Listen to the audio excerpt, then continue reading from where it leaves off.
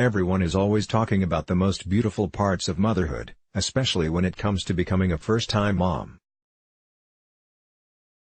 Unless they are talking about the actual giving birth part, everything sounds so amazing. The first time you hold your baby, it's the most bliss-filled moment of your life.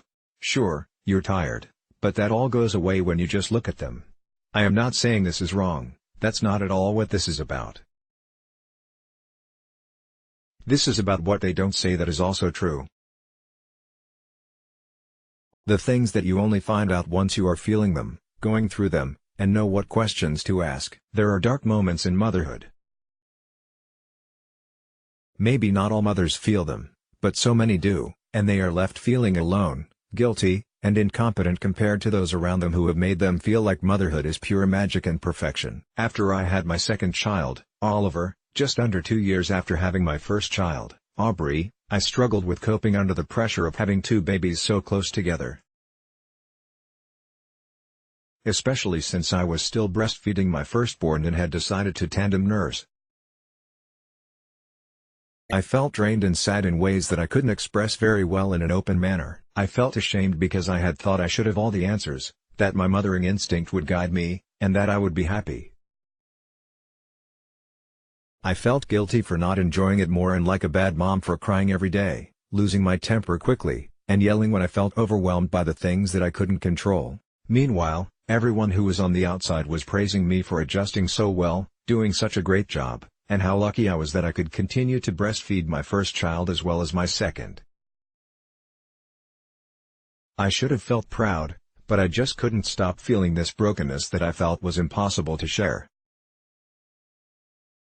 When my midwife had asked me how I was doing, I absolutely did not express my feelings. I was terrified to be diagnosed with postpartum depression, PPD, and have my children taken away.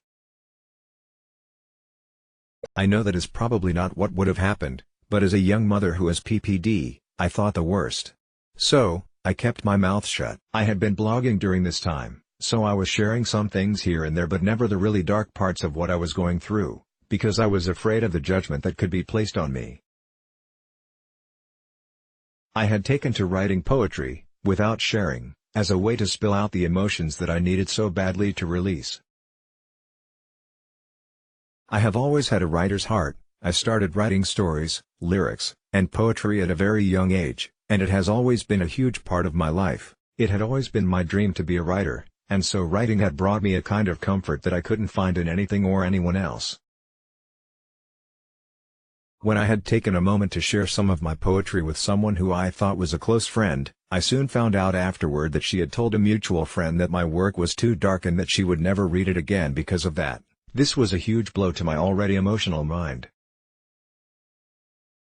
I felt like I was completely alone and that my thoughts and emotions had no value unless I was ready to fake a smile and pretend that motherhood was all bubbles and butterflies. I took a break to collect my thoughts.